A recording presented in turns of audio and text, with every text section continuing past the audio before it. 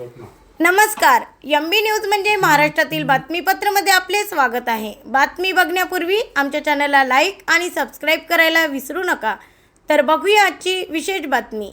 यवतमाळ जिल्ह्यात माजी सरन्यायाधीश भूषण गवई यांच्या आजच्या यवतमाळ दौऱ्याला आंबेडकरवादी संघटनांकडून तीव्र विरोध करण्यात आला.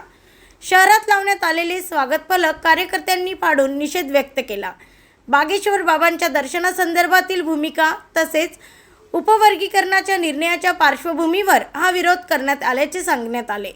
आंबेडकरी संघटनाच्या कार्यकर्त्यांनी घोषणाबाजी करत नाराजी व्यक्त केली असून या दौऱ्यादरम्यान तणावाचे वातावरण निर्माण झाले होते. ब्युरो रिपोर्ट, एमबी न्यूज, महाराष्ट्रातील बातमीपत्र, यवतमाळ.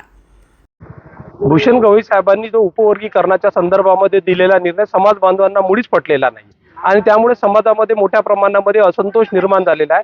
त्या असंतोषातून राज्यभर अनुसूचित जातीच्या उपवर्गीकरणाच्या संदर्भामध्ये मोर्चे निघालेले आहेत. नुकताच यवतमाळ शहरामध्ये सुद्धा मोठा मोर्चा उपवर्गीकरणाच्या विरोधात निघालेला आहे आणि त्यात भूषण गवई हे बागेश्वर महाराजांचं दर्शन घेतानाचा फोटो समाज माध्यमावर व्हायरल झालेला आहे. त्यातून संतापामध्ये अधिक भर पडलेली आहे आणि त्यातूनच हा विरोध दर्शवण्याचा आंबेडकरी कार्यकर्त्यांचा ठरलेला होता.